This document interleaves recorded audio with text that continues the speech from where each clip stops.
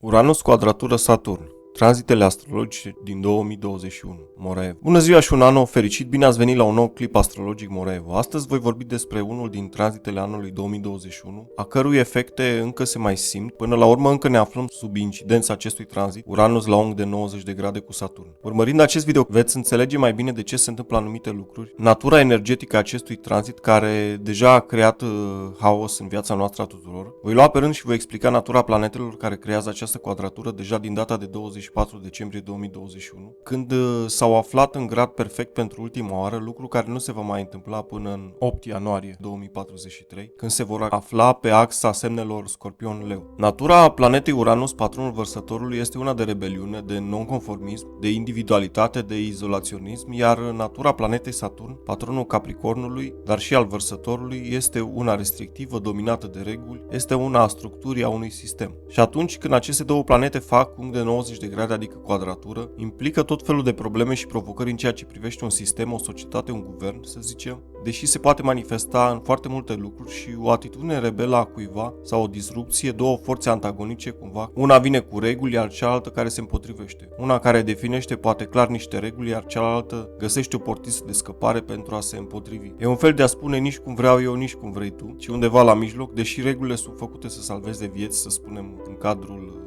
pandemiei, să nu se prăbușească o formă de organizare ca urmare a împotrivirii și a haosului generat de aceasta, se găsesc anumiți oameni care se împotrivesc acestor reguli. Acest amestec de energii îl putem observa de ceva vreme manifestat atât împotriva restricțiilor impuse de pandemie, deși guvernele au impus reguli, au existat proteste masive și încălcări ale restricțiilor în toate formele. E felul oamenilor de a spune că sunt o formă de viață independentă, nu un pion, care să fie mutat după voia oricui. Consecințele au fost proteste soldate cu distrugeri, uneori soldate și cu morți, de la protestele din Rusia când populația a ieșit în stradă când Navalny a fost închis, până la protestele anti-carantină, anti-vaccin, dar și exemplul cel mai concret la nivel geopolitic, cum China și Rusia, dar și alte țări care pun sub amenințare statusul quo al Statelor Unite. Acest tranzit se observă și mai bine asupra posibilității deplasării pe Marte, a dezvoltării unor colonii și a altor provocări ce vin odată cu ruperea de paradigma structurală a NASA. E lupta între ghilimele pe care Elon Musk și care, contrar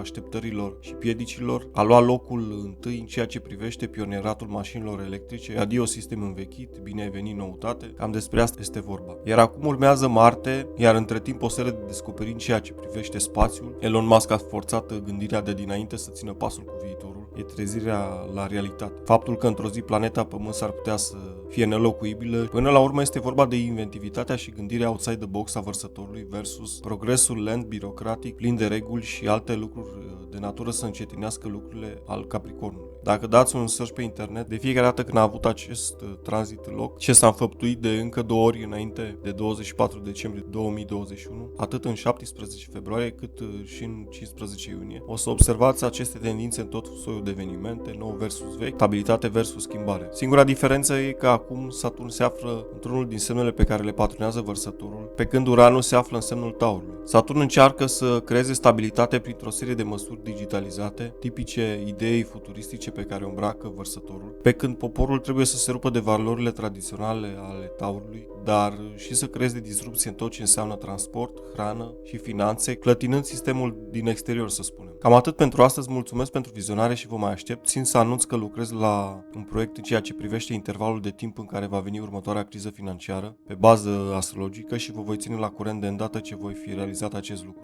Dacă v-a plăcut acest videoclip, dați like și share, și dacă vreți să fiți la curent cu viitoarele videoclipuri astrologice, dați subscribe. Dacă doriți să participați activ la sondajele care stabilesc ce videoclipuri vor fi realizate, accesați grupul Moraevo, link în descriere, iar dacă aveți nevoie de o astrogramă, să vedeți ce provocări vă rezervă viitorul și nu numai, aveți adresa de mail în descrierea acestui clip sau pe pagina Moraevo Trading. Și până la următorul videoclip vă urez mult succes!